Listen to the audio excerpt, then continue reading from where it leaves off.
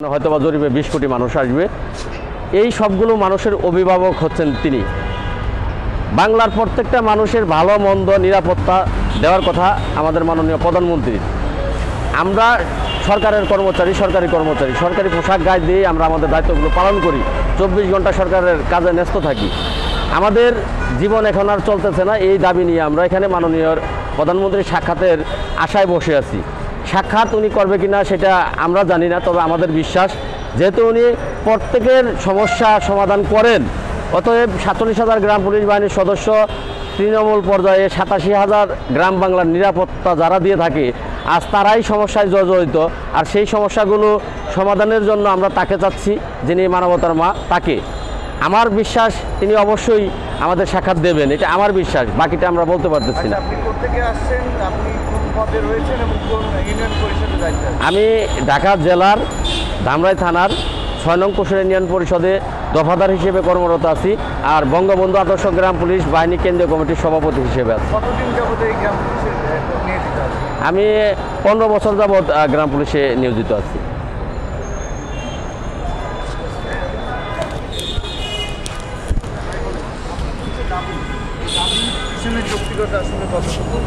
এবং আপনারা কতদিন যাবত অবস্থান করছেন এবং আপনি কোথেকে আসছেন, কোন ইউনিয়ন পরিষদে কোন পদে আছেন? আসসালামু আলাইকুম। আসলে ভাই আমি আসছি নরসিংদী থেকে, নরসিংদী জেলা হাজিপুর ইউনিয়ন পরিষদ থেকে। আসলে আমি 3 বছরের মতো হয় চাকরিতে আসছি। আমি নতুন, আমার চাকরির বয়স 3 বছর। আসলে কি বলবো ভাই, আমার ছোট্ট একটা বাচ্চা আছে, হ্যাঁ, তার বয়স 2.5 থেকে 3 বছরের মতো। ইনশাল্লাহ আপনাদের দোয়া তাকে মাদ্রাসায় দিয়েছি। তো দুঃখের সাথে বলতে হয় যে আমার ছোট্ট ছেলেটা আমাকে প্রায় সময় বলে, বাবা 10টা টাকা দাও, মাদ্রাসায় গিয়ে খাবো কিছু। আসলে দুঃখের বিষয়, আমি দিতে পারি না। কই থেকে দিব বলেন? আমার বাসা থেকে পরিষদে গেলে 30 টাকা ভাড়া লাগে, আমি হাইটে যাই, পরিষদ থেকে হাইটে আসি। তো এই 6-7 মাস আগে আমাদেরকে সাইকেল দেওয়া হয়েছে, বিদায় এখন আর আমার রিক্সা ভাড়াটা লাগে না। হ্যাঁ, আসলে খুবই দুর্দশায় আছি আমরা, যা ভাষায় প্রকাশ করার মতো না। বর্তমান বাজার ঊর্ধ্বগতিতে, হ্যাঁ, 6,500 টাকা বেতনে, 6,500 টাকা বেতনে আমাদের চলা তো দূরে থাক, মানে নিজের সাধ্যমতো একটা কোনো কিছু কিনে খাবো বা কিনবো, পরিধান করব, ওই সামর্থ্য আমাদের নাই। আমার দাবি কি, আমি মাননীয় প্রধানমন্ত্রীর কাছে তো আমরা জাতীয় স্কেল চাই, জাতীয়করণ চাই। এখন উনি আমাদেরকে যদি জাতীয়করণ সরাসরি নাও দেয়, তাও আমরা আশাবাদী যে পি স্কেল অন্তত দিবে আমাদেরকে, এই আশা ব্যক্ত করে আমরা এখানে আসছি। তো মাননীয় প্রধানমন্ত্রীর কাছে আমাদের এই দাবি।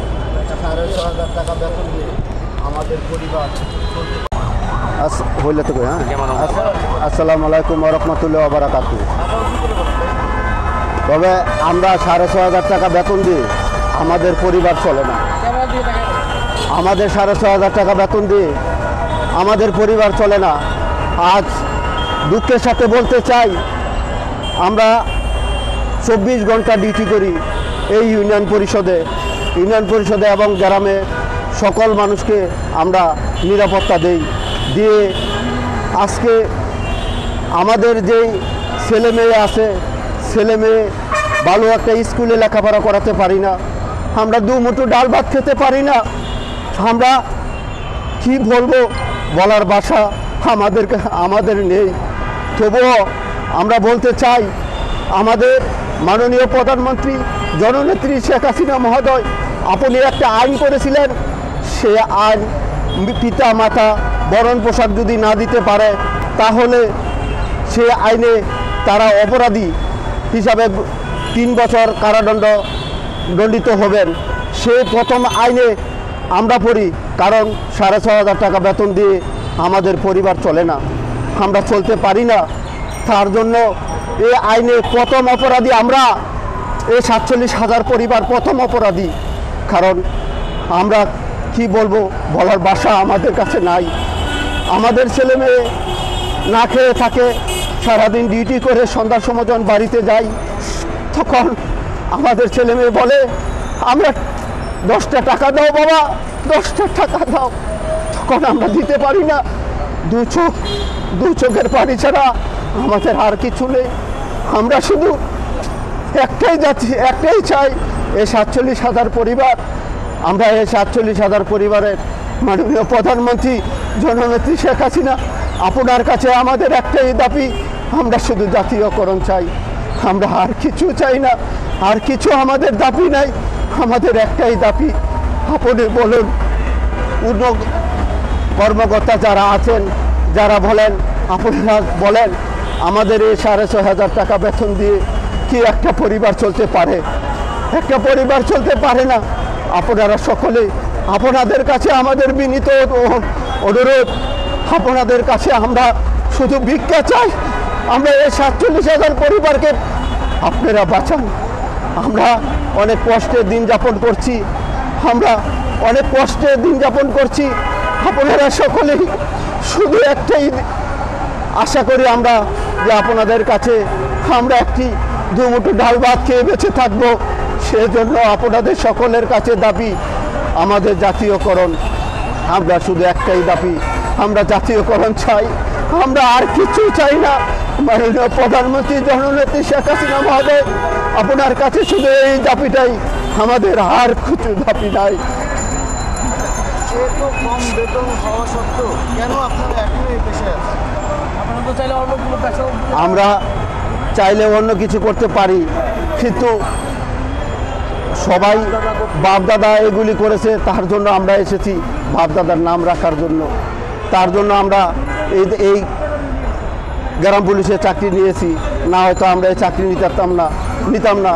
আমাদের গ্রাম পুলিশ একটি বৃদ্ধ হলে যখন চাকরি শেষ হয়ে যায়, তারা রিক্সা চালায়, ভ্যান গাড়ি চালায়, তারা ভিক্ষা করে খায়। আসলে আমাদের এখানে একটি গ্রাম পুলিশ ভাই গত 3 দিন আগে মারা গেছিল। মারা যাওয়ার পর আমরা এখানে গিয়েছিলাম, শিবপুর 3 আসনের সংসদ সদস্য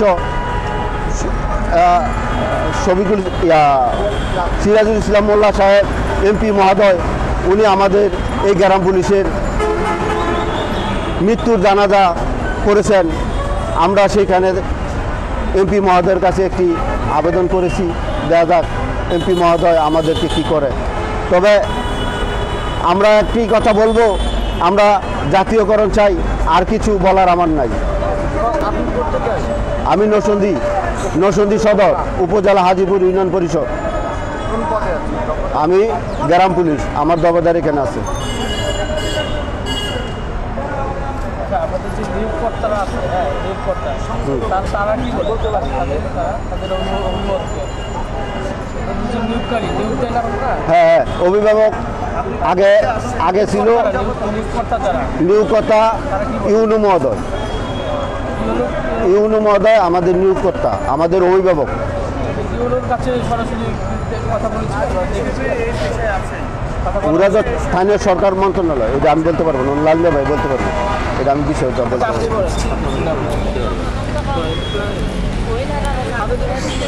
সব কথার প্রশ্ন। আপনাদের যে নিয়োগটা দেওয়া হয়, কাদের মাধ্যমে নিয়োগ প্রাপ্ত হওয়ার? আমরা উপজেলা নির্বাহী কর্মকর্তার মাধ্যমে নিয়োগ করতে, হ্যাঁ, ইউনোর মাধ্যমে। আপনার ইউনোর সাথে সরাসরি দেখা করেছিলেন বা সাক্ষাৎ করেছিলেন? আমরা ইতিপূর্বে বহুবার, একবার দুইবার না, বহুবার প্রতি বছরই ইউনো মহোদয়কে স্মারকলিপি দিই আমাদের জাতীয়করণের দাবি নিয়ে। আমাদের জেলা প্রশাসক মহোদয়কে স্মারকলিপি দিয়েছি, আমাদের স্থানীয় সরকার মন্ত্রণালয়ে আমরা স্মারকলিপি দিয়েছি। এমনকি গত বছরের মার্চের 13 তারিখ 2023 সাল মাননীয় প্রধানমন্ত্রী বরাবরও আমরা স্মারকলিপি দিয়েছি। এই প্রেস ক্লাবের সামনেই প্রায় 2-3 হাজার গ্রাম পুলিশ জড়ো হয়ে আমরা মানববন্ধন করেছি এবং সকল দপ্তরেই স্মারকলিপি দিয়েছি।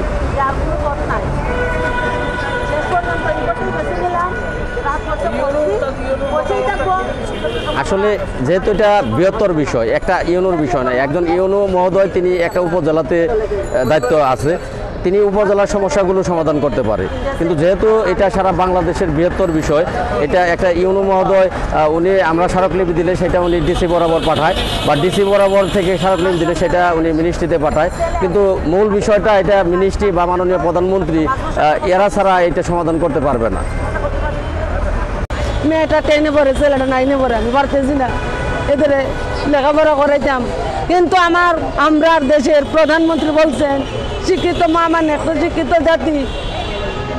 আপনারা যেভাবে আপনার সামনে আসছেন আমরা ছেলের বয়সে, কিন্তু আমরাও তো মনে আছে আমি তো একজন মা, আমি একজন মা, আমি মা নামে কলঙ্ক। আমি আমার সন্তানের কাছে আমি মা নামে কলঙ্ক। আমি মা না, আমি মা হইতে পারতেছি না। আমার মেয়ের স্বপ্ন লেখাপড়া করবে, আমার ছেলের স্বপ্ন লেখাপড়া করবে, আমি পারতেছি না। স্কুলে যাওয়ার সময় 10 টাকা খুঁজলে আমি দিতে পারি না। টিফিন নিতে যায়, ভাত নিতে যায়, আমি ভাত কি দিয়ে দিব? আমি ভাত দিতে পারি না।